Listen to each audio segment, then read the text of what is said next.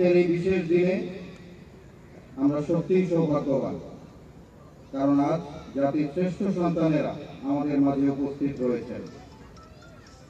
আপনাদের প্রতি রইল আমার অসীম শ্রদ্ধা এবং কৃতজ্ঞতা। মুক্তিযুদ্ধের সময় দেশের প্রতিটি অঞ্চলে সশস্ত্র বাহিনীর সদস্যরা অসীম সাহসিকতা ও ত্যাগের নজির স্থাপন করেন।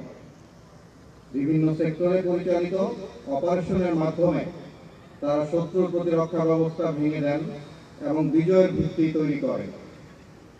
সেনা, নৌ ও বিমান বাহিনীর সম্মিলিত প্রচেষ্টা 21শে নভেম্বর 1971-কে করে তুলেছিল এক অনন্য দিন, যেদিন বাংলাদেশের ইতিহাসে প্রথমবারের মতো 3 বাহিনী যৌথভাবে শত্রুর বিরুদ্ধে সফল অভিযান পরিচালনা করে।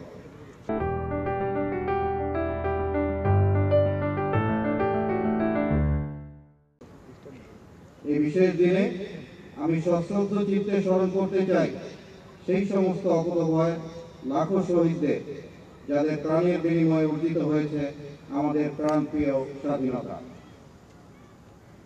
আমি একই সাথে স্মরণ করছি স্বাধীনতা পরবর্তী সময়ে দেশে ও বিদেশে আত্ম উৎসর্গকৃত সশস্ত্র বাহিনীর সকল সদস্যকে।